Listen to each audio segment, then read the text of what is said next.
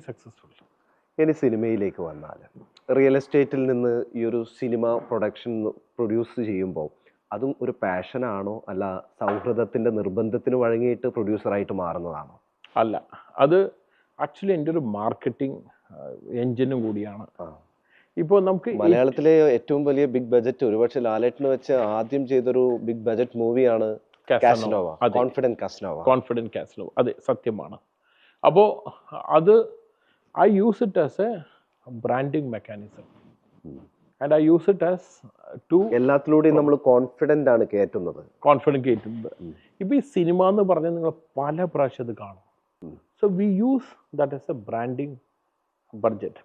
ഇപ്പോൾ ഞാൻ ഐഡൻറ്റിറ്റി ഞാൻ ചെയ്ത് ടോവിനോട്, അതിൽ എൻ്റെ ഇൻവെസ്റ്റ്മെൻറ്റ് 20 crores 20 കോടിയാണ്. അപ്പം ഞാൻ 1-to-1 കാൽക്കുലേഷൻ ചെയ്യുന്ന ആളല്ല.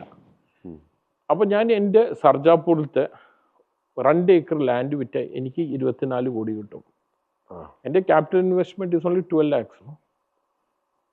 അതെ, ആ ഒരു കാൽക്കുലേഷൻ്റെ ആളാണ് ഞാൻ. എല്ലാം ലാൻഡിലേക്ക് കൺവേർട്ട് ചെയ്യും എൻ്റെ ഇൻവെസ്റ്റ്മെൻറ്റ്. ആൻഡ് എനിക്ക് ഒരു മേജർ ലോസും ഒന്നും ഉണ്ടായിട്ടില്ല. സോ മേജർ ലോസ് ഉണ്ടായിട്ടില്ല. So but when I convert everything into the land component my investment is low. അല്ല, ഞാൻ പറഞ്ഞ ഈ സിനിമകൾ കണ്ടിട്ടാകുമ്പോൾ എനിക്ക് സക്സസ്ഫുൾ ആയ ഒരു ബിസിനസ് മാൻ ആണ്, പക്ഷേ സിനിമയിൽ അത് പരാജയപ്പെട്ടോ പ്രൊഡ്യൂസ് ചെയ്തപ്പോൾ എന്നുള്ളൊരു തോന്നലുണ്ടായിട്ടുണ്ട്. Cinema is a very risky business. അവിടെ വെറും സക്സസ് തേടിപ്പോയാൽ മാത്രം നമുക്ക് സക്സസ് കിട്ടില്ല. ഇതൊരു റിയൽ എസ്റ്റേറ്റ് ബിസിനസ് പോലെയല്ല. ആ സത്യം അറിഞ്ഞ് ഞാൻ സിനിമ പ്രൊഡ്യൂസ് ചെയ്യുന്ന ആളാണ്. അപ്പോൾ എൻ്റെ ഒരു സാറ്റിസ്ഫാക്ഷന് ചെയ്യും. പക്ഷേ it is not a money mechanism. ഇപ്പം ഞാനൊരു producer depending only on films, എൻ്റെ life gets into problem. ആ സിനിമ റൺ ആയില്ലെങ്കിൽ. എനിക്ക് അങ്ങനെയല്ലല്ലോ. എനിക്ക് നല്ലൊരു റിയൽ എസ്റ്റേറ്റ് ബിസിനസ് ഉണ്ട്. ഇതൊരു പാഷന് വേണ്ടി ചെയ്യണേ.